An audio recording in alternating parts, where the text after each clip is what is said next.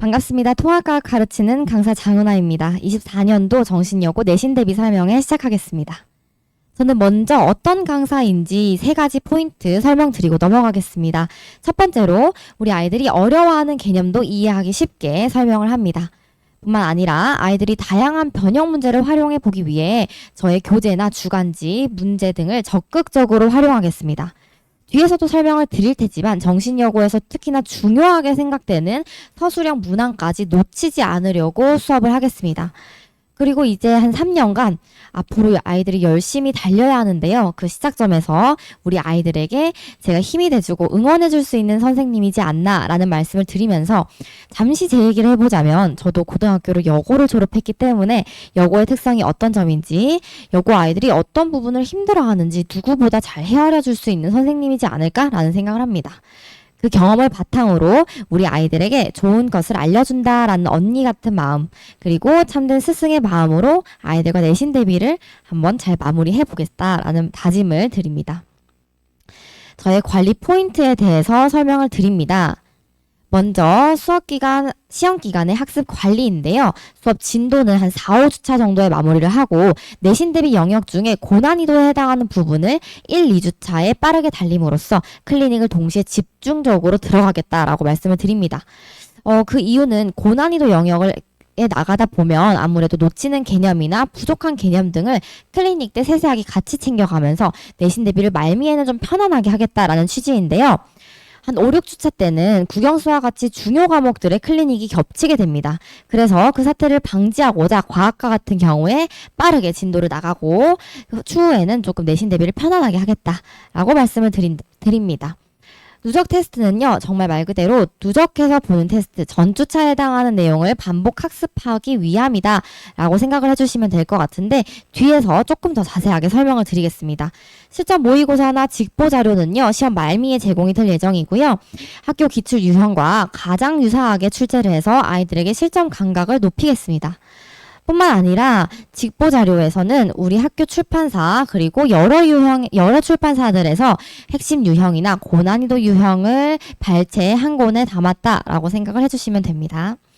그리고 시험 말미에는 시험 분석 자료집까지 제공이 되는데 이 부분에 대해서 우리 이번 학기에는 어떤 부분이 어려웠는지 핵심 포인트는 어떤 것이었는지를 확인하는 자료이지 않나 라고 설명을 드리고 마지막에 학생 성향을 파악하는 진로 상담 부분이 있습니다. 아이들 간에 생기는 그 편차들을 원활하게 극복하고 모든 아이들을 챙겨가겠다라는 마인드로 이 부분을 넣었는데요. 아마도 다른 선생님들과의 차별성인 것 같습니다. 누적 테스트에 관한 설명을 추가적으로 드리겠습니다. 30분 정도를 할애할 예정이고요. 25문항에서 30문항 정도를 치르게 됩니다. 시험이 끝난 후에는 우리 아이들의 개개인별로 정답률을 체크하면서 가장 낮은 정답률을 기록한 문제들을 선별해서 다음 주차 때 재출제하고 있습니다. 그래서 보시면 사실상 정답률이 다음 주 때 올라가는 것을 확인할 수 있습니다. 그래서 저는 이 점을 노리고 우리 아이들이 높은 정답률을 기록할 때까지 끝까지 추적하며 내신 대비를 하겠습니다. 저의 메인 포인트는 클리닉일 것 같은데요. 저희의 클리닉은 예약 시스템으로 이루어집니다. 그래서 모든 아이들이 클리닉에 올 수 있도록 유도하고 있고 각 전공별 선생님과 그리고 저 여러 훌륭하신 조교님들이 다 함께 진행하는 클리닉입니다. 그래서 매 시간마다 정말 많은 인원이 클리닉에 참여하고 있어요. 그리고 사진을 보시면 1대1로 밀착 마킹하면서 아이들이 어떤 부분이 부족한지 그리고 단순히 어떤 유형을 어려워하는지 파악해서 문제를 찝어주면서 아이들과 함께 풀어보는 시간까지 가지고 있습니다. 아이들의 등하원 시간도 체크하고 있고 오늘은 어떤 것에 대해 배워갔는지까지 정리해서 학부모님들께 송부드리고 있습니다. 정신여고의 기출 분석을 한 3개년 정도를 해와 봤는데요. 다 함께 보시면 먼저 기출 분석은 확실히 화학 파트에서 많은 출제 비율로 출제가 되었습니다. 뒤이어서 물리와 생명과학과 같은 파트에서 높은 출제 비율로 나왔고요. 보셔야 될 점은 유전 정보의 흐름 부분인데 이 부분이 아이들이 어려워합니다. 하지만 이 부분은 출제 빈도수가 높다라는 것은 단순히 기본 개념 플러스 알파로 고난이도 영역까지 병행해서 나올 수 있겠다라고 말씀을 드리면서 봐주셔야 되는 부분이 물리 부분인데요. 물리 파트는 다른 학교와 비교해서 확실히 여고 아이들이라서 그런지 출제 빈도수는 높지 않습니다. 다만 이 부분이 킬러 문항으로 나오면서 아이들이 어떤 점을 어려워하는지를 알고 등급을 결정지을 수 있는 문항이 이 물리 영역에서 나온다라고 말씀을 드립니다. 각 소단원별로 세세하게 보겠습니다. 먼저 원자의 생성과정 화학결합의 원리에서 가장 높은 출제 빈도수로 출제가 되었지만 각 소단원별로 출제 빈도수가 고루고루 분포되어 있다는 것을 저는 1단원에서 볼 수 있었고요. 2단원에서는 중력과 운동 그리고 자유낙하 이 부분이 다른 학교에서 출제 빈도수가 꽤 높습니다. 하지만 적죠. 그래서 이 부분에서 킬러 문항으로 나오면서 아이들의 체감 난이도를 높이려고 하는 시험이었다. 라고 말씀을 드립니다. 그리고 지구과학과 생명과학에서 높은 출제 빈도수 보이고 있었고요. 지구과학과 생명과학까지 암기 포인트 놓치면 안 될 것 같습니다. 마지막으로 특이진도에 해당하는데요. 특이진도에는 산화완원 그리고 생물 다양성의 생명과학 파트 출제 빈도수 높았고 뒤이어서 전기에너지의 전환과 수송 부분의 출제 빈도수가 높았습니다. 한번 정리해 볼게요. 그러면 지구과학과 생명과학과 같이 암기 영역에 해당하는 부분도 우리 정신여고 내신 대비를 할 때는 절대 놓치면 안 되겠다. 그리고 교과서랑 프린트물 통해서 꼼꼼하게 봐야겠다라고 다시 한번 강조드립니다. 그리고 물리랑 화학 파트 빈도수 가장 적었습니다. 다만 이 부분에서 킬러 문항으로 출제된다는 점 꼭 유념하셨으면 좋겠고요. 저도 그 점을 노리고 내신 대비를 하겠습니다.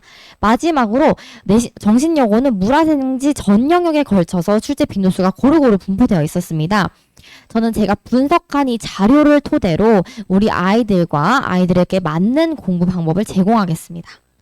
그리고 지난 시험의 문제가 어떻게 변형됐는지까지 분석을 해봤습니다. 함께 보실게요. 먼저 스펙트럼에 관한 문제인데요.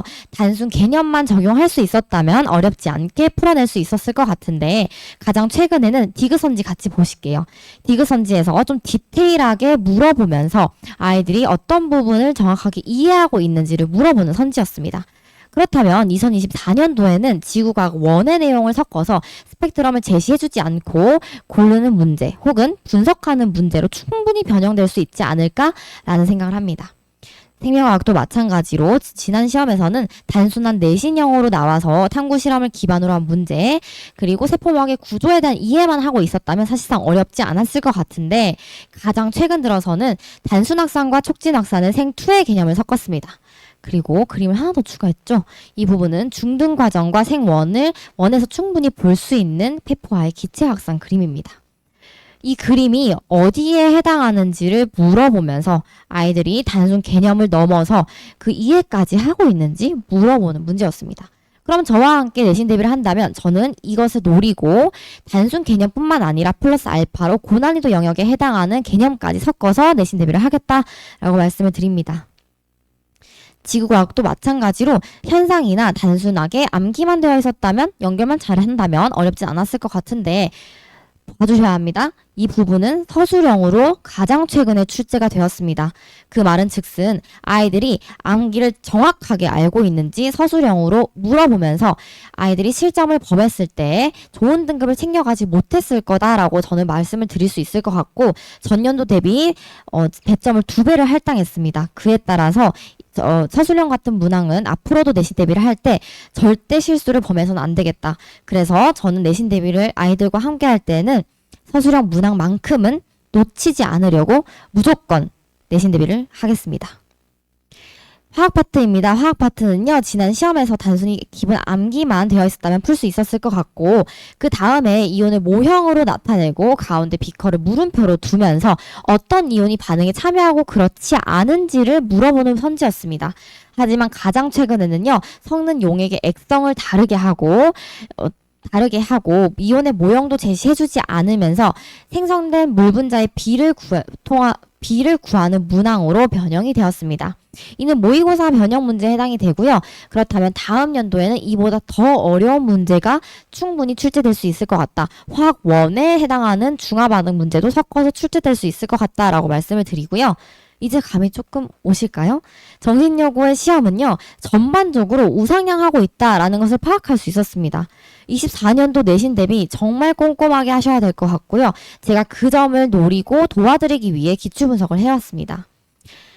저는요, 수업을 할 때 주 교재 그리고 매주 주간지가 과제로 나갈 예정이고, 직보 자료는 시험 말미에 시험 직전에 풀어볼 수 있는 문제로서 최대한 학교 기출 유형과 비슷한 문항 그리고 고난이도 해당하는 영역을 한 권에 담았습니다. 각 영역별로 다양한 변형 문제를 풀어보면서 아이들에게 최대한 좋은 퀄리티의 문제를 주려고 노력하고 있다라는 점을 언급드리고 싶었고요. 개념서를 자세히 한번 보겠습니다. 각 영역에 해당하는 개념들을 최대한 풀어 적으면서 이해하기 쉽도록 적어놨습니다. 뿐만 아니라 통합과학의 개념에 플러스 알파로 고2, 고3에 해당하는 개념까지 섞으면서 아이들이 고난이도 영역까지 챙겨갈 수 있도록 신경을 썼고요.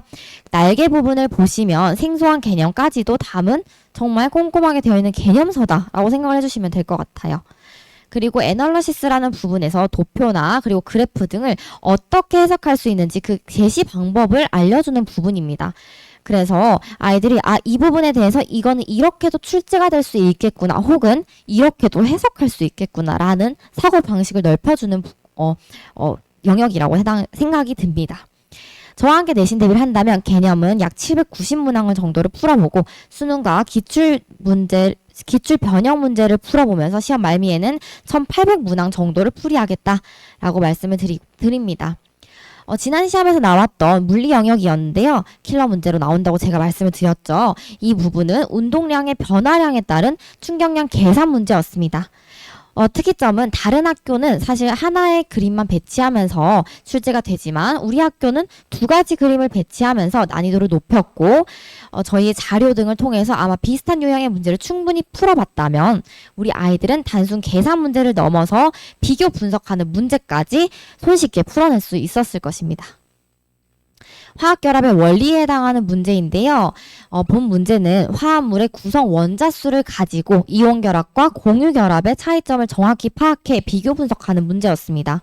저 문제 또한 그림에서 보실 수 있듯이 최대한 비슷한 유형의 문제들을 많이 풀어보게 할 예정이고요. 그리고 이렇게 문제를 풀어보았다면 우리 아이들은 아마 손쉽게 풀어낼 수 있었을 것입니다. 주간지에 대한 설명을 추가적으로 드리겠습니다. 주간지는 학교 기출 유형과 최대한 비슷한 유형의 문제들만 선별해서 담았고요.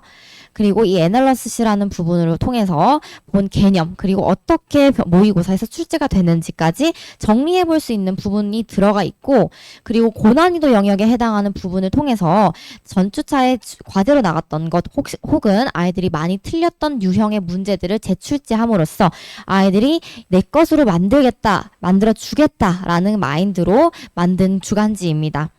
그리고 명예전당이라는 부분이 있는데요. 좀 특이하죠. 누적 테스트에서 1등, 2등 한 아이들 혹은 성적이 대폭 상승한 아이들의 이름을 게재해주면서 아이들의 사기 진작을 도우려고 하고 있습니다. 중화반응의 모식도 유형인데요. 여고 아이들이 저런 도형이나 그림 이런 해석을 좀 어려워합니다. 그 점을 통해서 저는 주간지나 직보 자료를 적극적으로 활용해서 아이들이 최대한 친숙해질 수 있도록 만들어 드릴 거고요. 지구과학도 마찬가지로 그림 많이 나오죠. 이 부분을 참고해서 저희 주간지랑 직보 자료에서 비슷한 유형을 최대한 많이 풀어봤을 것이다.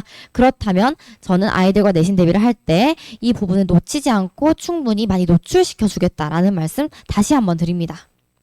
시험이 끝난 후에는요, 각 문항별로 어디에서 출제가 되었는지 그 출처까지도 파악을 하고 있습니다. 이 부분에서 저는 굉장히 노력을 많이 드리는데요. 많은 인력이, 저 혼자 하는 것이 아니라 많은 인력이 총동원해서 이 부분을 최대한 신경을 쓰고 있습니다. 그렇게 파악한 출처들 뿐만 아니라 저희 교재나 주간지에서 일치율까지 파악을 하고 있으니까요. 저희는 분석에 정말 미쳐있는 사람들이다라고 생각을 해주시면 될 것 같습니다. 마지막으로 사실 시험의 출제자는요, 학교 선생님입니다. 그렇기 때문에 학교 교과서나 프린트물도 적극적으로 활용하겠습니다. 그에 따라 아이들이 어떤 문제를 어려워하는지 킬러 문항을 정확하게 파악하고 저는 그 부분을 도와드리겠습니다.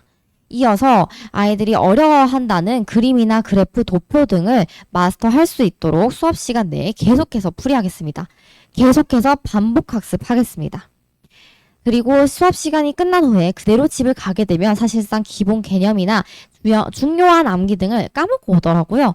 그 사태를 방지하고자 저는 수업 시간 내에 핵심 암기나 그리고 중요 암기 포인트들은 다 외우고 집에 보내겠습니다. 응용학습 또한 문제풀이를 통해서 놓치지 않을 예정이고요. 저와 함께 수업을 해보면서 느낄 수 있는 기대 효과는 첫 번째로 고1부터 이제 고1은 수능 과탐으로 연결하는 중요한 과정입니다. 그렇기 때문에 앞으로의 수능도 대비하기 위해서 그림이나 그래프, 도표를 스스로 해석할 수 있는 능력이 향상되어야 하는데요. 저는 그 점을 저와 함께 내신 대비를 하면서 아마 충분히 향상시킬 수 있지 않을까라는 생각을 합니다. 두 번째로는 아이들에게 효율적인 공부 방법을 제시하겠습니다. 다시 말씀드리겠습니다. 저는 아이들에게 기출 분석을 해드립니다. 즉, 분석은 제가 할 테니 아이들은 그에 따라 공부만 하면 됩니다. 사실 고등학교 1학년은 정말 준비할 게 많습니다. 그래서 과탐과 같은 경우에 제가 분석하고 아이들이 어떤 부분을 정확하게 공부해야 하는 방법만 알면 효율적으로 공부할 수 있지 않을까? 그 환경을 제가 제공해드리겠다는 말씀입니다. 마지막으로 선생님 저는 개념이 부족한 것 같아요. 혹은 선행이 잘 되어 있지 않은 것 같아요. 다 괜찮습니다. 천천히 와도 상관없습니다. 저는 아이들을 절대 포기하지 않습니다. 아이들만 포기하지 않는다면 저는 앞에서 이끌어주고 뒤에서 열심히 힘이 되어주면서 다 함께 나가는 내신 대비를 하도록 하겠습니다. 정신여고 통합과학은요. 3월 10일에 개강이 되고 매주 일요일 2시에 수업을 합니다. 다시 한번 말씀드리면 아이들에게 중요한 문항들은 제가 파악해드리고 저를 믿어달라는 말이 아니라 저의 분석 자료를 믿어달라는 말입니다. 그 결과는 성과로 보답드리겠습니다. 감사합니다.